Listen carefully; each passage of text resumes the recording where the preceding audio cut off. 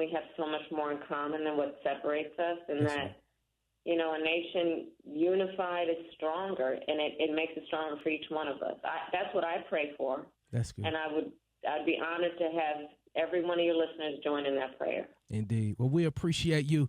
I know that the time is up. If we can get one drop, if you can just say, is it legal to even say, hey, this is President Harris? You probably can't say that just yet, huh? I'm just thinking ahead. Let me just tell you why I'm not going to say it. Because we got 12 days to get it done. And until we get it done, I'm not saying that. Okay. All right. Good stuff. So can you just say this is VP Harris and you're watching Truth Talk? This is Vice President Harris, and you are watching Truth Talk.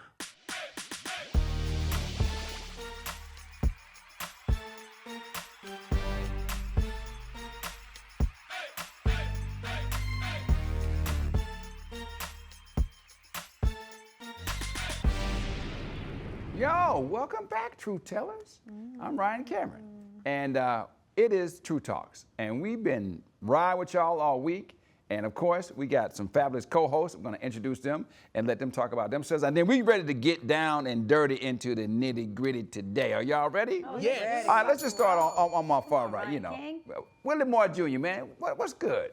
Listen, this is the show that keeps it all the way 100 and never sugarcoats anything. So if you want the truth unapologetically, then you are tuned in to the right show. I'm your nephew, Willie Moore Jr., and you may know me formerly as an R&B artist, a motivational speaker, but now I'm a part of Truth Talks. Now, the show that takes place in the hour after happy hour. Come on, everybody say, after the happy hour. You got it? Come on, cheers to that. To something we're going to try a little in a minute, right? Yeah, all right. I guess. Now, as a radio host, I've had the pleasure, I've been chatting with celebrities, CEOs, presidents, community leaders, but tonight, get ready for some real talk about what's happening in pop culture and everything blackity black, and everything else that no other show is talking about. I promise you, compare us, dare us. We're going to talk about it. Come on, let's get the rest of the Truth Avengers, all right? Yay, I'm rhyming.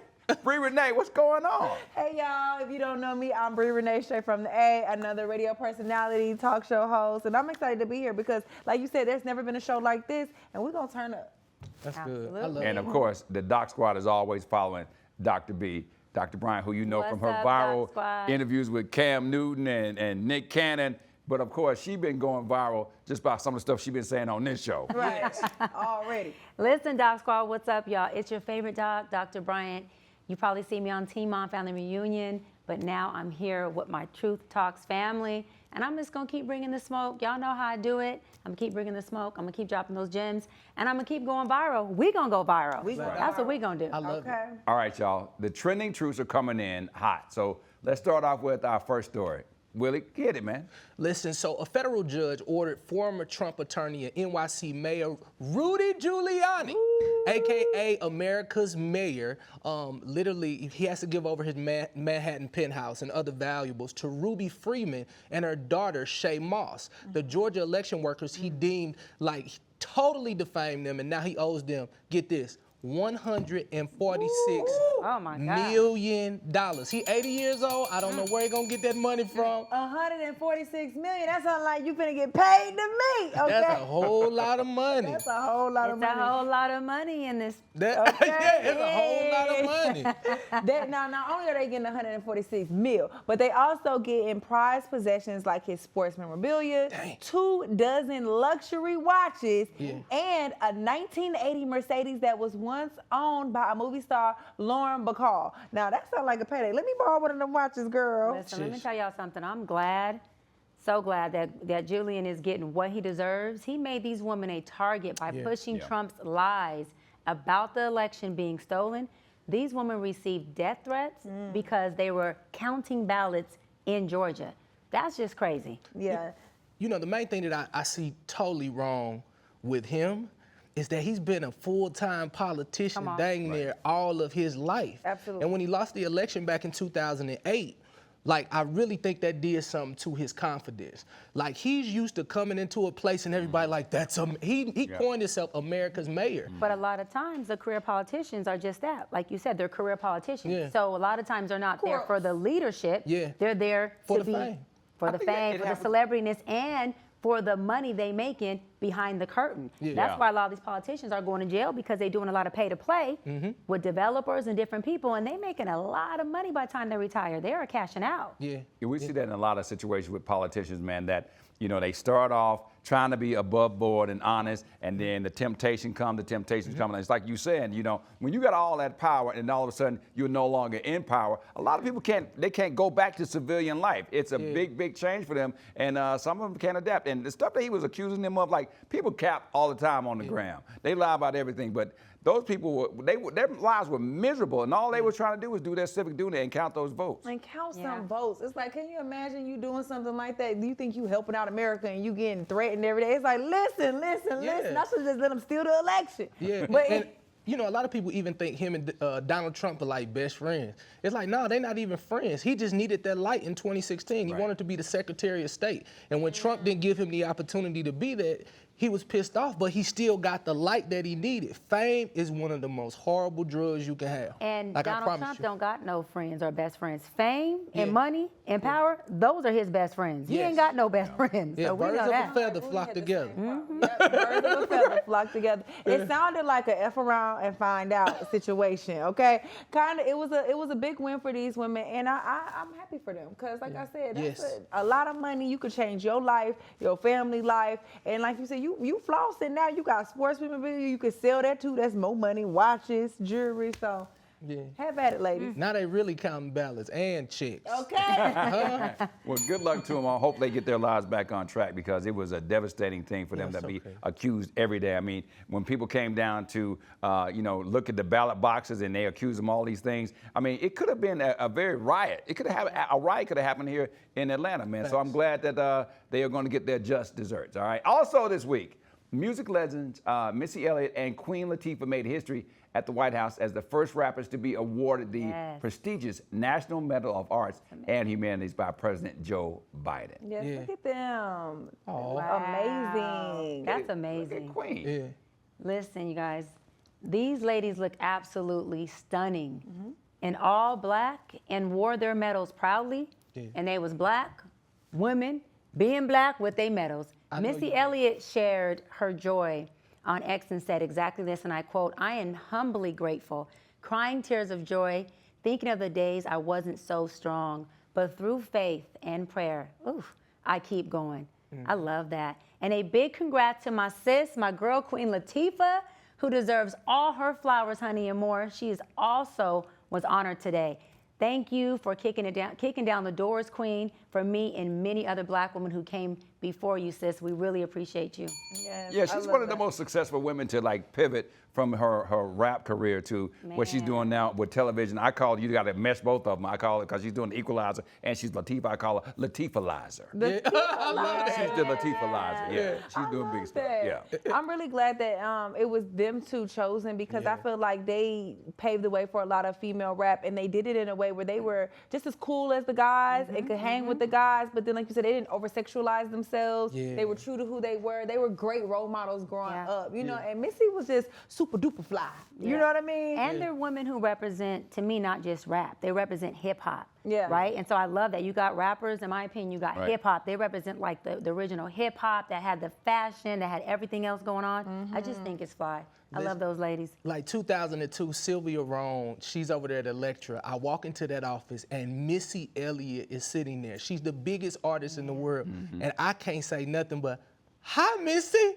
And she gives me this big hug. 2008, she ends up catching Crohn's disease, going through that Crohn's disease thing. So the woman that you see right now with all this beauty, she went through hell and high water to get there. So kudos to Queen Latifah and my sister Missy. So let's give these ladies a big round of applause. Come on.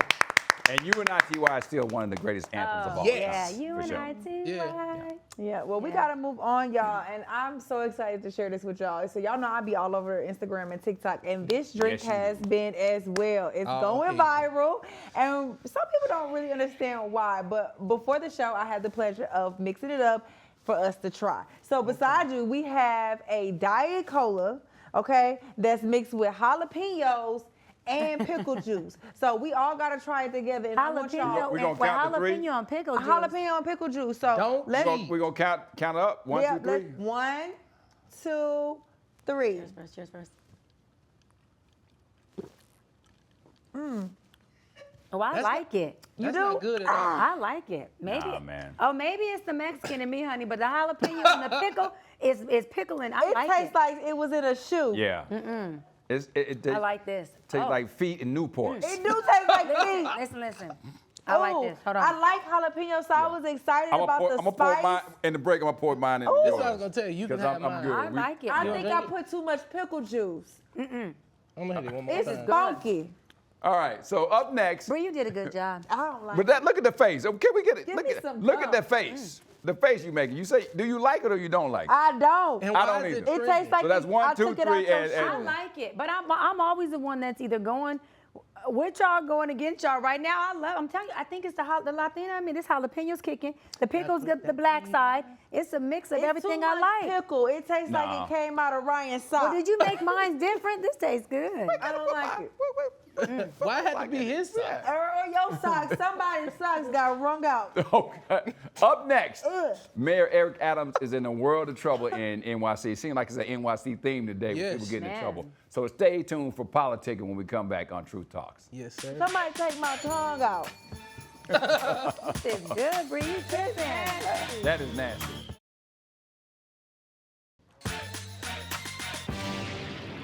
And welcome back to Truth Talks, the show where no topic is left untouched. Kicking things off is Pretty Willie with politicking, where politics Let's and go. black culture intersect. Come on, with I it. like Well, when you call me Pretty Willie. Bet your man can't do it like this. Come on, guys. Let's take a break from all the presidential election and let's really dive into what's going on with Eric Adams, New York's first sitting mayor to be charged with a federal crime. Now, if you recall, Adams was charged with bribery campaign, running that type of thing in the finances, conspiracy offenses, and despite calls for his resignation, Adams will face challengers in a hotly tested primary next June. If it was me, I would have probably bowed out gracefully. I would have bowed out gracefully. Okay, I don't feel like he should. If Trump can run, so can he. Adams has surrounded himself with black civil rights leaders, clergy, and grassroots leaders since his indictment. Listen, y'all. Adams blamed Biden and the Department of Justice for targeting him with the charges. Really? Yeah. Come on. The White House, you know they pushed back, right? They definitely pushed back on that. And you know, Donald Trump has expressed sympathy for Adams at a charity event both attended last week, saying he knows what it's like to be persecuted by the DOJ for speaking out about the border, and that Adams was also persecuted. But the one thing that they did when they gave up the charges, they said he was doing this when he was campaigning for mayor way back, and he was always going to Turkey and doing all these other things to get these bribes and all this other stuff. And you know, a lot of people in New York are like, damn, it's been corruption in New York the whole time. Why he got to be the first one to get caught? Yeah. And be a black man. He didn't necessarily play his game right. So he was at the U.S. Open in Turkey. Like, he out there rubbing elbows to make it make sense to black folks. Like, if you in the neighborhood and, of course, you got a really, really good job and you and the boss real cool, it's certain standards you got to have. You're going to meet people on the golf court, but you can't leverage your platform for your own personal gain. So now they got his phone. And anybody from the neighborhood, you know, once them feds get your phone, ain't no erasing nothing. Yeah, what is it, like a 90% conviction rate whenever the feds come? You know, Yes. my friends who unfortunately have been up to Club Fed before, Yes. they say that the feds already know the answers when they come to you. Yeah. You know, and one of them said, he said, first of all, they'll leave a card on your windshield, and then the next time they'll be knocking on your door, and then the next time they'll be waiting on you when you come outside, and then they'll ask you all the questions that they already know the answers to. Exactly. It's just how clean are you going to come? Are you going to stick with the lie, or are you going to be like Eric Adams and talk about it's persecution and they gone because I went against Biden and the border? It's going to be interesting, man. It's not going to be a And good once look they for him. get you, they lock you up with Diddy, huh? Right on that same cell. A lot of his friends already resignate. Like, they put in their resignation, they resigned, but he's just holding fast to it. But it's just really tough when it comes to feds. Being from the neighborhood, I already know. Like, once they come, they pretty much got 80% of what they need already. All they looking for is you to just bow out But gracefully. they did that with Trump. When Trump started getting all of his charges, how many of his cabinets and his whatever fake friends, Yeah. they resigned, they kicked rocks, they did their thing, and then Trump started going in on all of them. Yeah. Trump said, well, then he did this.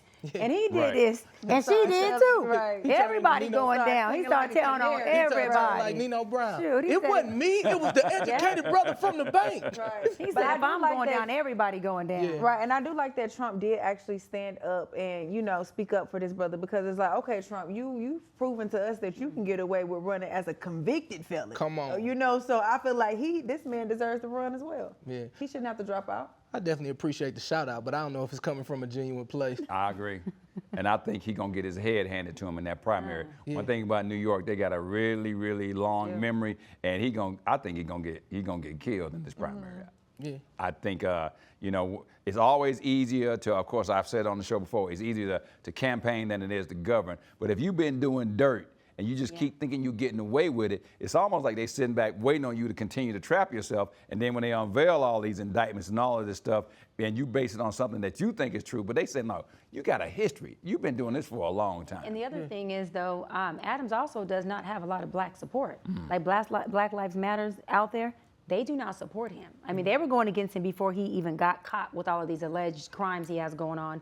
And so it's not like he has a lot of support. So Trump coming in and having his back and supporting him actually makes sense. Yeah. You see what I mean? Because I'm not saying they're doing something together, but it's just maybe Trump ain't doing nothing for anybody for free. Yeah. That's all I'm saying. He's a real politician. He's a businessman. And it's, if you scratch my back, I'm going to scratch your back. But if not, good luck in court. Yeah. Bree, you know, I was thinking about it. When you go to another level and God really expand your territory, you got to really watch who you decide to put around you. So the catch-22 is, Adams may not necessarily know everything that's going on at the bottom, but because you are a leader, you have to make sure you got some real people around you who ain't gonna get you in no mess. Like being a leader, I have seen clients and they'll be like, it was a terrible experience. I'm not doing booking. I didn't necessarily know what was going on, but that was something you have to rectify. For every level that you go to, you got to make sure that you expand on the improvement versus you just New doing levels the same. brings new You devils. gotta take Yeah. inventory. Yeah, Like you said, inventory is inventory of your council. Yeah. And I like that you always speak about the council that you're supposed to have. I feel like every king, queen, person in power, position, even if in your Needs to household, seek wise you counsel, need to have 100%. wise counsel. Yeah. That's in the Bible, ain't it, somewhere? Yeah. The Bully gonna let us know. Yeah, it says seek wise counsel. Absolutely. Somewhere in there, it say It's that. in there. It do. Yeah. Yes, Yeah, I feel yeah. like like you said, his downfall was not having the right counsel around him. Yeah, he brought all the old people into the new opportunity, but they weren't refined. And so now you sit here at this precipice of like this crossroad of jail, possibly. But he also came in just straight attacking black men. Yeah. Like he came in just off the hip, like as a pistol, just against black men. And so again, as a black man in office, you know, y'all know how I feel. If you're black, I feel you need to run black, be black. Kind of like Mr. X said when he was president. It's like he came out the pocket. Yeah. Just taking black men out, and not to be mean, but again, God circles the block. And so now you got who support? Trump's. Right. You got your And how much support do you want? Do you want Trump supporting That's you? what I'm saying. This That's I all was you gonna got. say, and Trump not gonna answer them collect calls, okay? So the brothers would have done it. No, but they not gonna answer them they calls not. now. No, that's what I'm saying. They would have done it, Because but they guess not. what? He got most of them in jail where he going too. Right. Yeah. That's what he did. Stay safe. Now, I think, you know, you might need to put that on a T-shirt. God circles the block. We have merch brought to you by Dr. B. And Pastor Willie. Up next, Time Magazine's Kid of the Year. Wow. You don't want to miss this on Truth Talks. I'm not toasting with that.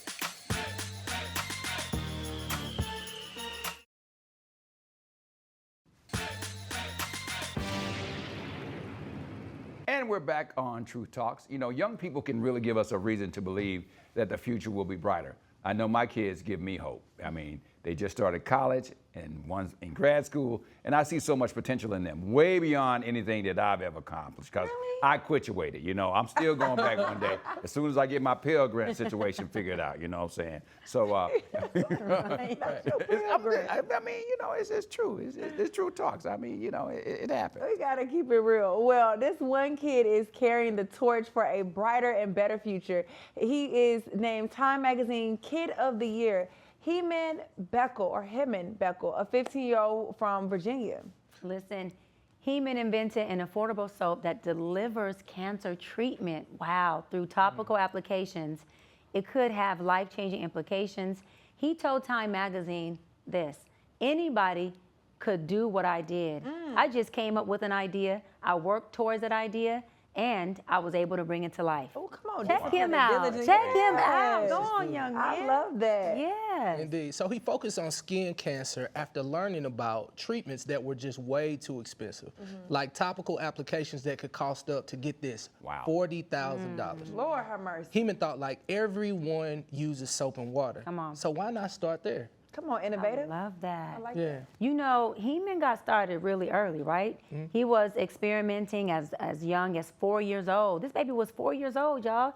He was out here mixing up soap dishes, laundry detergent, and whatever he could find around the house, hiding his experiments underneath his bed. That is so cute to Now, me. this is why, as That's black parents, you gotta let us play a little bit, because my mama would have cussed me out mixing up them soap and that dish detergent. What you doing, hide that under the bed? I would have got That cussed out is for that. so cute, But you see, though. black parents, let them play. Let us play.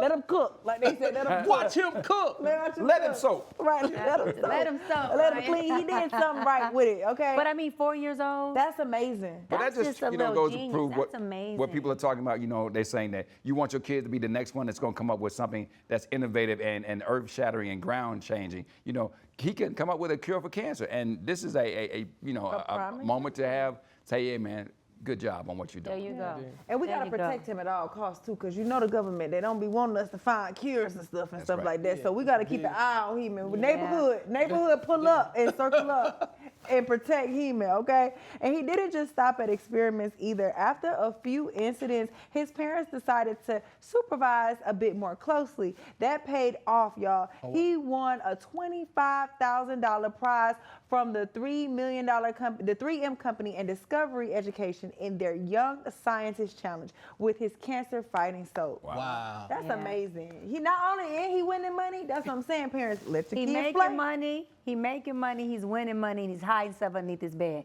I like this kid. I like But him the already. thing I'm wondering about, though, I mean, the $25,000 is great, but is it a patent on this soap? Is it something that's going to be life-changing for his entire family? Because if it does what it says it does, this is something that's going to affect the entire world, not just the United States. So I'm hoping that there's a patent pending and that he's going to make, because 3M is not a BS company. If they gave him this, they probably got the formula too. I was about to say they should have gave him way more than 25,000. Yeah, that don't as well. sound right, you it know. sound like you said. It sound like they might be trying to steal from this young brother. Yeah. I hope he did get the and patent on hopefully that. he got great counsel around him, Right. so that he keeps the license to his copyright and trademark of not just what he made, but the brand, the name, the bed he had underneath it. But he needs All to of have it. that, because these big companies will come in and say, oh, kiddo, we like this. Sign us over to your product. Right. We own it, and we're going to give you a talent fee or just pay you for your idea. We want to make sure this young man gets all of his due diligence. Especially like, you know, that's the way everything has been built. You know, my daddy often told me, 92 years old, he said, white folks ain't never invented nothing. Okay. It's just we wasn't They steal smart. it. We just wasn't smart enough, and Come we on. let them steal They it. steal it. I was watching this guy who wrote the Elvis Presley song on Instagram the other day, and he sound just like Elvis, or did Elvis sound like him? He said he wrote it first. Right. So with this young man, you know, no matter what color, creed, or whatever you are, I just feel like, man, you better handle that business, and that's when parents got to really step in.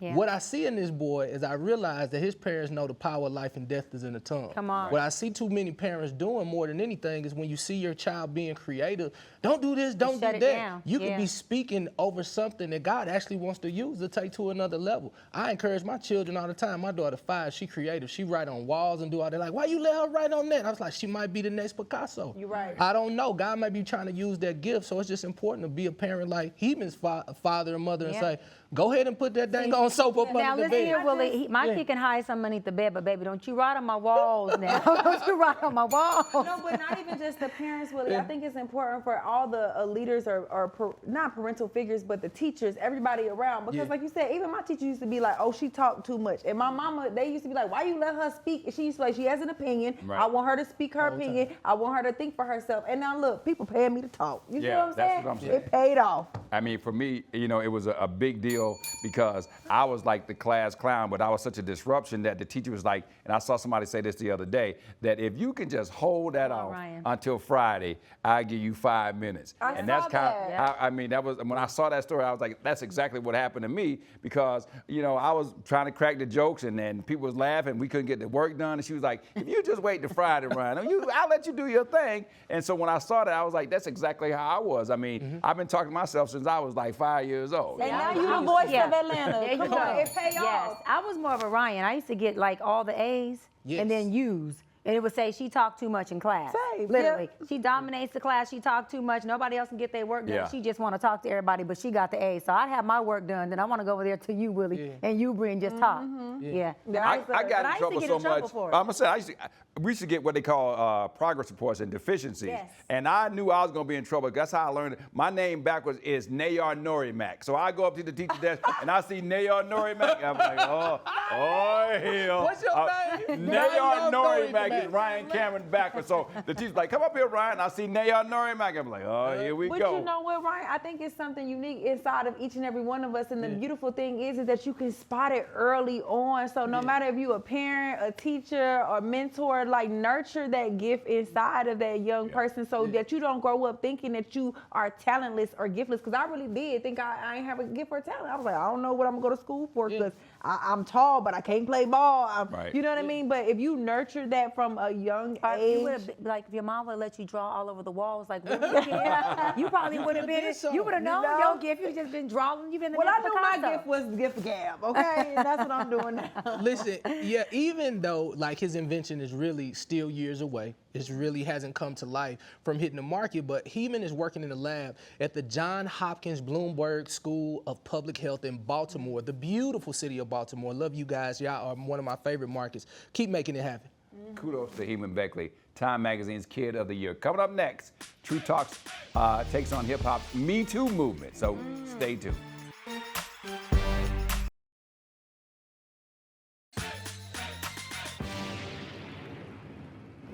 Entertainers are perverted one way or another. Most of them are, and a lot of the managers are, and a lot of the record producers are. And so what they do, they tie hand in hand. So you go into the studio, they give you cocaine, you get high, and then you do your act. As you saw, Little Richard was speaking hard truths about the music industry almost 50 years. And with the Diddy trial pending and black entertainers like R. Kelly behind bars, is this the Me Too movement for the hip hop and music industry as a whole? Yes. Or is it something to capitalize on a lot of stars' missteps? So, let's talk about it. What about the alleged grooming by older, powerful men? Clive Davis is known for allegedly grooming Diddy, and, you've seen all of the things that they said, the freak-offs at Studio 54, the Playboy Club, and Plato's Retreat. What do y'all think? I mean, since the abuse can sometimes go on to abuse, hurt people, Doc, we need to break the cycle in our community. Coming up next, it's about to get real. Are y'all ready? Yeah. Let's go there. Rock and roll. All right, so what do you think? Yeah, I mean, I agree with you. I've been in my field as a psychology expert 17 years.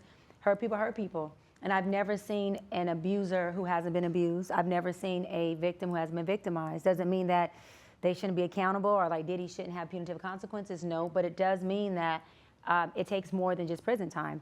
That's why I believe in like mental health, diversion. Meaning, okay, give him some prison time, but you got to divert him mentally so that he can come out or not come out, but whatever he's going to do, he can mentally start to reprogram those victimized ways and those predator type of ways. Yeah. I think it's sad. Yeah, I think it definitely it's like a hazing situation. It was done to you, so you feel like you can do it to others. And not that you just feel like, oh, I'm going to go out and be a predator now. I think your appetite has expanded, and so now you crave things that you didn't even know you liked or wanted at one point. And I think that it's been going on, like you said, so long in the industry that it didn't start with our brothers and sisters in the hip-hop industry. It started with, like you said, the Clive Davises and the others that started the entertainment industry and Hollywood. And even when you think about what's his name? The old man with all the freaks. The Playboy Mansion. Oh, Hugh Hefner. Hugh Hefner. Hugh Hefner. Yes, like when I was growing up, that was a thing. Like I was in the 90s. I'm looking at this man. He was already like 80 then, Right. and he had all these young girls that was running around, and he had an actual reality show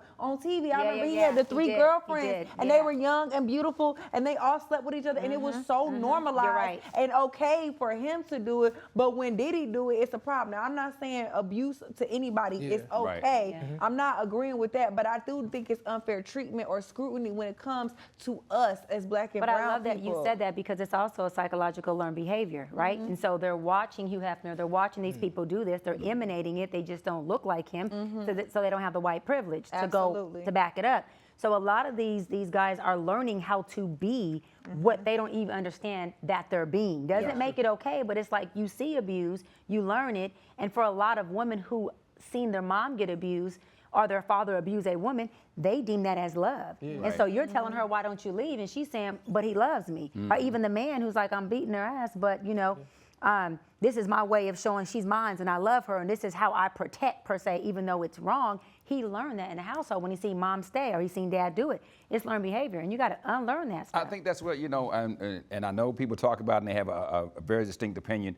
If I say one name, you're going to be on one side or the other, and that's Chris Brown, right? Yeah. So Chris Brown, when you talk about his history and the fact that when he grew up, he saw somebody beating on his mother, and you would think that the opposite would be true, that he would not do that same thing to somebody else that he was in a relationship with. But what happened? The whole Rihanna situation happened. And what you said, Bree, was like the Playboy Mansion. I've read some excerpts from one of the people who wrote a tell-all book. Basically, he would be in the bed on Viagra, and each of the Playboy playmates would come in naked, and they would all mount him for one pump. And then they will move on to the next one. No protection, just 25 or 30 women. That was part of their ability to stay at the Playboy Mansion. That is perverted. First of all, you got to be a strong woman to mount that wrinkly. I ain't even gonna go there. Okay? That wrinkly pinkly? That wrinkly pinkly. Oh, wait. The wrinkly pinkly.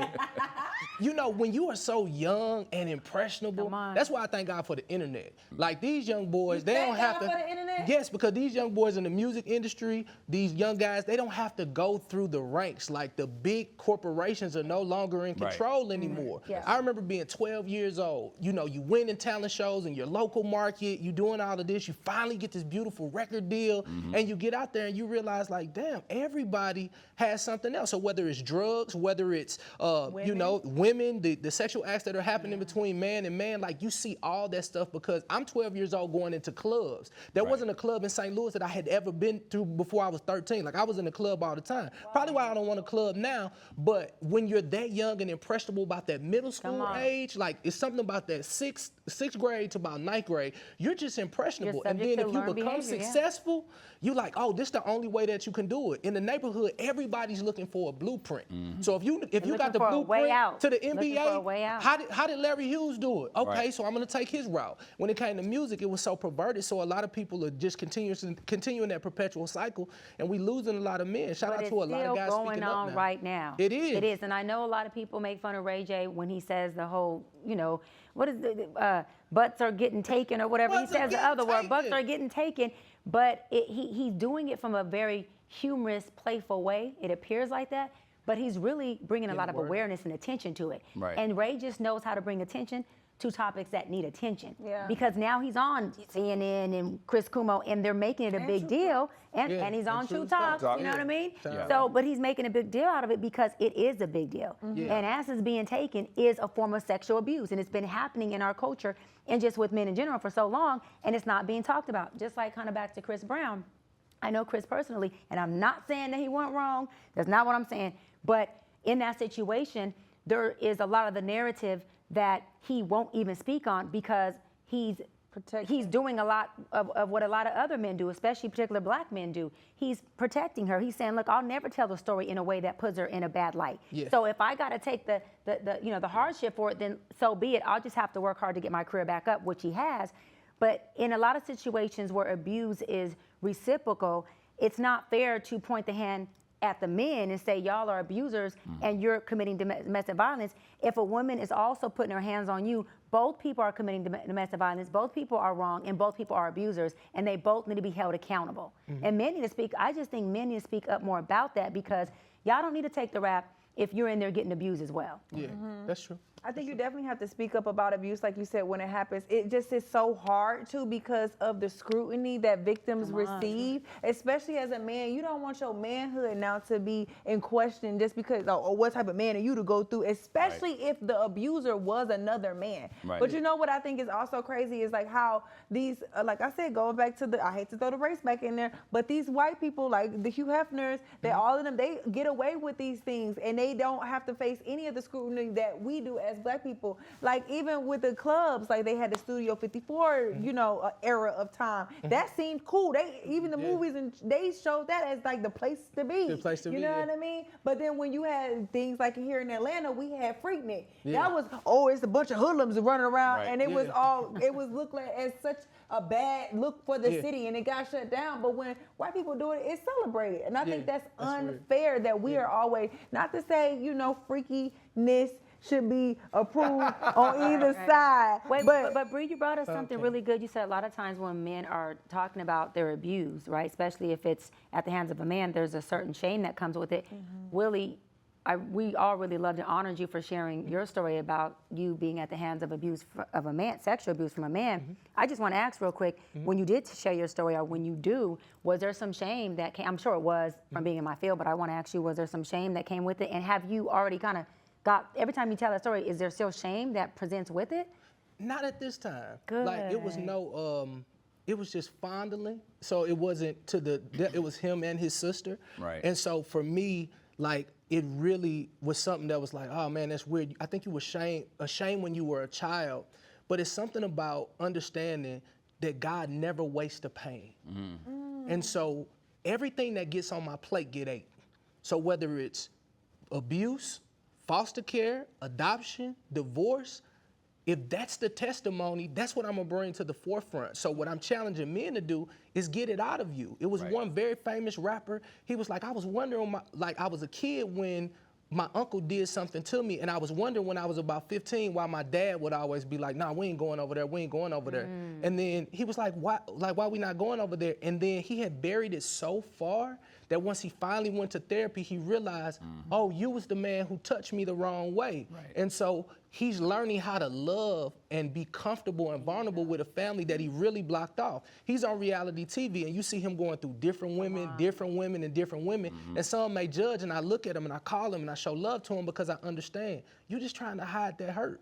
So at the end of the day, these people is one word that we have to all really take account for, and that's accountability. 100%. Like everybody has to be accountable, because the seeds that were planted in the 80s, the 70s, when your mama was kicking in the 70s, 80s, each generation take it too far. And really, accountability is an action word. Yeah. Accountability is an action word. It's not just an I'm sorry. You know. And I just want to say really quick, I hope that all men, especially Black men, can tell their story as gracefully as you just told yours, and be able to externalize that, because you're 100% right. That internalizing it, suppression turns to depression, and that stuff is hard. I want to also point out there's also a double standard when it comes to, like you said, if men come out and speak about they've been abused by a man, they often are shamed. But then it's like when women speak about being abused by another woman, it's looked at as sexy. It's always looked at as almost a good thing, or it's sexualized. In college. Yes. We had too many shots, and the next thing, oh, you so pretty. Yes. You know, I heard a comedian say,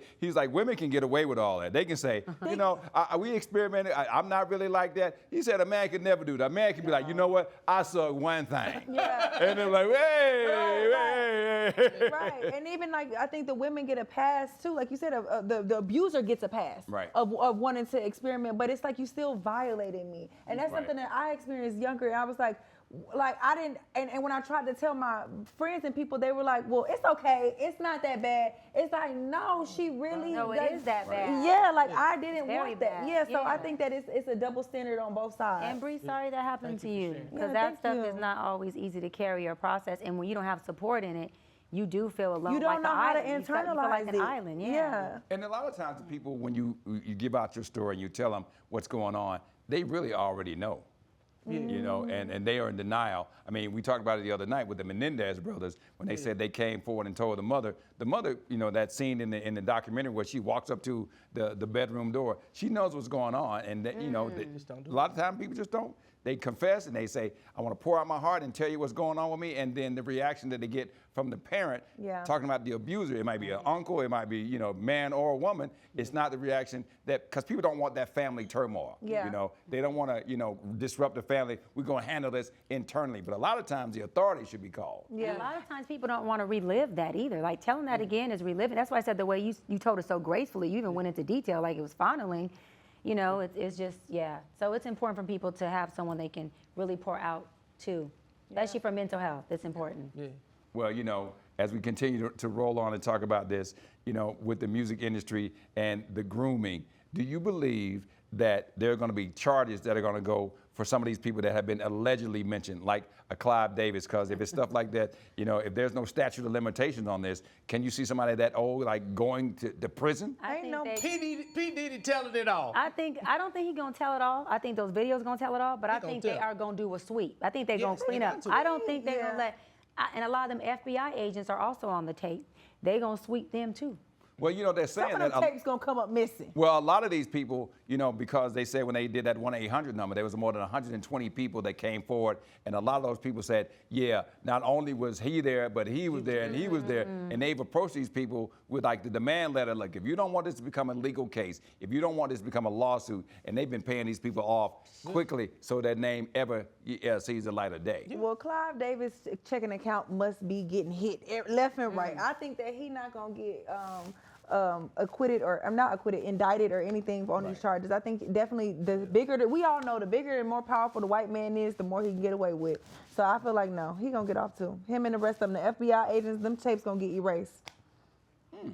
Well, I mean, you know, I watch Law and Order literally every day. Really? And I'm on SVU, organized crime. That is a trauma response, Ryan. Hey, listen, I don't care what y'all say. People watch still Law in survival I mode. watch How all do you those relax shows. to that? I'm an undercover Come detective. see me, No, Ryan. I ain't got to Come come see see me. you. Come see I me. wanted to Sit be a on my policeman. couch. I majored in sociology and criminology. I just didn't have the damn grades. But don't judge me. Sit on Don't my judge couch, Ryan me. King. I owe the Pell Grant. I still owe financial aid, but I'm gonna pay it. Wait a I'm gonna minute, pay so it. what about the Freakniks? Y'all think that was a little Well, biased? I or mean, what? unfortunately, I was at most, you know, the reason that I'm not. You was at the Freakniks? No, Ryan, listen. you was gonna say most of No, the Freakniks. no, unfortunately, I was not in the Freaknik Freak-offs, documentary. freak-offs. No, you said Freaknik. I meant was freak-offs. not. No, I never got invited to any Diddy party whatsoever. But here's the thing about Freaknik. He was at right? the Freakniks.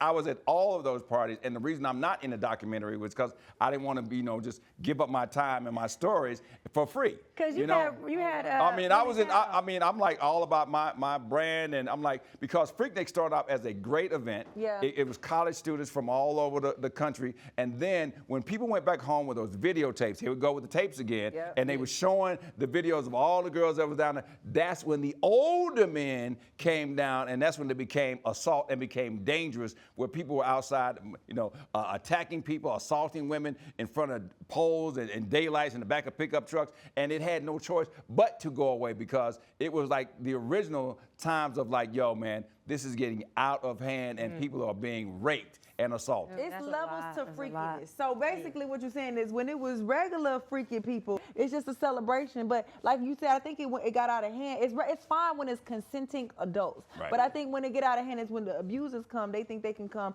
you know, drugging people and doing other things like that and taking advantage of it. So my bigger issue is why is it when it's P. Diddy, it's a freak off, and then when it's somebody else, It's like, a brand, it's like, Playboy. oh well, that's just triple X It's a fun. brand. It's a business. It's a brand. You know, when we think about, Yeah. you know, Studio 54 or Plato's Retreat, it still tapes that's documented, and people actually every single year try to recreate Studio 54. It's kind of Right. like It's a a Freaknik, theme. like a theme. You know what I mean? Well, listen, I Yeah. have to say, I've been to the Playboy Mansion. I'm being honest. I didn't. What? Dr. Brian, did you take them titties out, girl? Oh my God, you done said the T word on True Did Talk. Listen, I didn't see. Uh-oh. Listen, I didn't see nobody but naked with their whole ass and titties out. But I had clothes on. They had the little bunny rabbit outfit on. There was a lot of alcohol. I didn't see no drugs because I don't do drugs. They just didn't bring it my way. It was just a lot of fun. I didn't see nobody buying nothing. Nobody was trying to buy me. We literally just had a party. You was at the It was Playboy fun. Mansion with your clothes on. I had my clothes on. I had a fly outfit on. I was young. I was like in my early 20s. Well, so you know no. what? So that means you was even more naked. I was not. You know what? I'm We not- gonna have to roll the tape. Yeah. Insert the clip. Does anybody on this panel believe that Dr. B was at the Playboy Mansion with her clothes on? No, because, No. No. I think it was No just, and no. No, girl, they wanted to see them Dr. pretty B and the titties. B stood for breasts. Right. I think it was just like the Look, place. I keep them out now, but I had them in back then. Sure you Yeah. did. It was this place that was called Plato's Retreat, and they said Right. that in order to get into this retreat or club, you had to be naked. And they also had, they said, now I wasn't old enough, I don't know, this is all alleged, but they said they had things like the grind line, like you had to go down the line and grind on people in order to get in the club and Wait stuff. a minute. Hold on. They was doing that in the clubs back in our day. You just go in the club and grind, and when Trick Daddy with the captain coming, Oh, yeah. we used to be Oh, on the Uncle floor. Luke. Uncle Yeah, Luke, Uncle Luke. we was on the Now, floor Uncle Luke grinding was and dry raw humping. and uncut, but is it as raw as having to be butt Have you naked? seen his wait, music video? You got to understand They're this part. I Twitter mean, clubs. you know, Lakers great Magic Johnson was known for having the pantyless parties. And, you know, when you went to a Magic Johnson party, they would check to make sure you didn't have no panties on. So, I mean, y'all talking about the grind line. What about the pantyless parties? Well, let me say something. It ain't no party, and I don't wear panties. So I mean, But she had her clothes on. but I have my She had clothes clothes on. I have my but clothes she had on. clothes on with no panties. On that note. Y'all be saying all Yeah. that Come in, you know what? Come into the comments and Jeez. go to YouTube and go to Fox Soul if you really believe Dr. B right. was at the Playboy Mansion With her at 20. clothes on. At 20, you know, with her clothes on. We got more on True Talks. Y'all supposed to be my family. Y'all just did We me gonna keep so it real. wrong. And more, Ken. We gonna tell the truth. Just Y'all make your are picture. wrong. Right. I was 20 years old.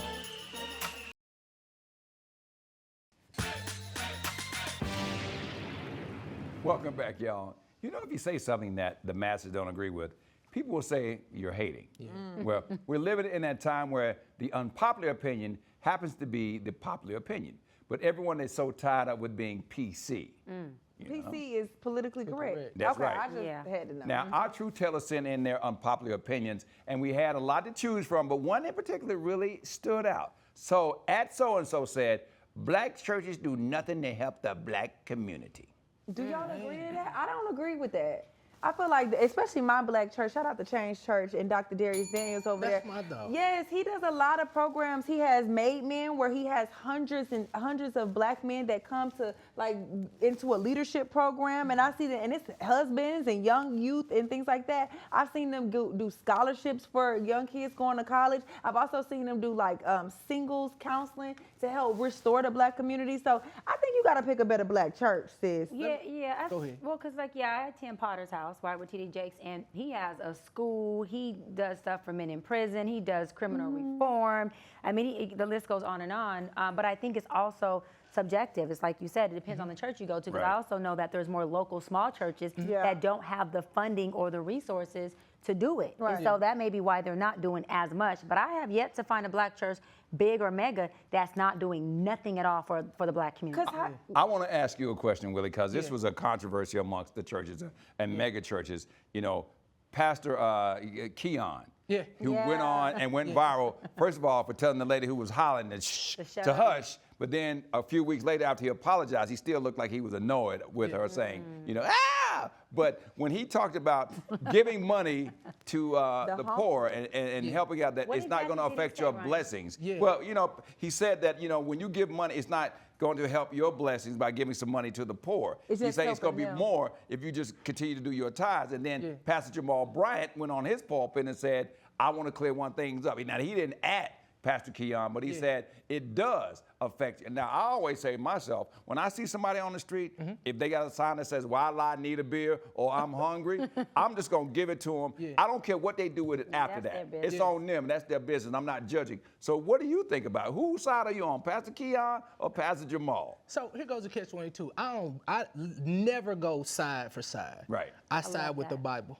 Right? And the Bible tells us that we are to give to the poor, right? The one thing that I've learned that throughout life, you don't never know who you are encountering. You could be in the presence of an angel, You never know who and you Jesus never is. know who you are, are working with. A lot, and to my guy so-and-so, whoever you were on social media, it's like, what has the black church done for the community? We often look at the external stuff that's happening in the community, but we don't think about the church being the ecclesia. The ecclesia means that the church lives on the inside of you. So what the church is doing is building church inside of people. So when that mother can't feed her child and she goes to church and God downloads something new in her and she's able to go and build her own business and then she come back and run all around the church, hallelujah, then the church has now come into her. When a person is coming into church and they come to the altar and they filled with suicidal thoughts, the Spirit of the Lord hit them, the ecclesia goes in, the church comes, they go back to their community and they help and build ministries. We have to start looking at church as a place where it's ecclesia, where we're building people. So when we look at our communities getting better, we like, yo, okay, why is it getting better? Because people are becoming the church versus going into a building. Preach, You Willie. better preach. Preach, Come on, hit Willie. the bell. Preach, Willie. And one thing that I've been seeing now, unfortunately, I've had more and more instances of grief here lately, is that, if you're not a member of a church, you're going to get charged. You will. Because a friend of mine who wanted to step forward and pay for, there was a young lady who unfortunately lost her life in a drive-by shooting, and he wanted to pay for the funeral.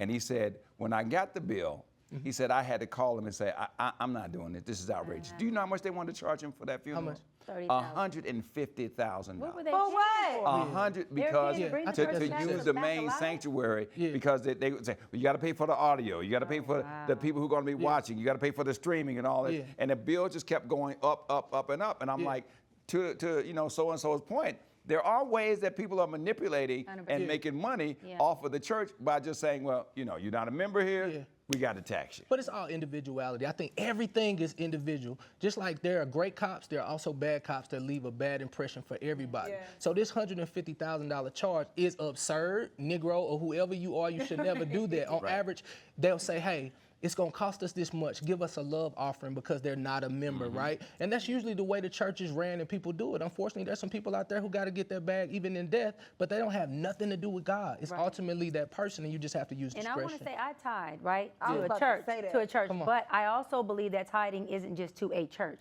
I tithe to someone on the street. I've tithe to someone who needs help. So tithing means just you tithe giving over here? to someone. I can tithe over there. I can tithe over there. So I just think giving to someone who's in need or who is underprivileged is also a way of tithing. Absolutely. And I love when Bishop Jake says, if they feed you, then you should feed them. And I believe in that. So if Keon, when I watch him on YouTube, is feeding me, I tithe through his link. And you could tie with your servitude, with your talent. Like, so if you have a talent or service, you can offer that to the church as well as a service. So But I want to say Two things. I want you to call Ray J. No, I was about to say is that, listen, what I'm going to do is Ray J's my client, y'all. Yeah. And so I know I brought him up, but I'm going to call him and I'm going to invite him to come on True Talks with us. come on, Ray J. We would love we to talk made it to through you. another amazing episode of True Talks. And Dr. B been talking about tithing. Don't know if she tithed at the Playboy Mansion. We'll find out later on. Thank you all for joining us. Remember, a lie will cost a fee, but the truth will set you free. We'll see you tomorrow. Tithing to you, Hefner. That's what you was tithing. Tied with them titties, right?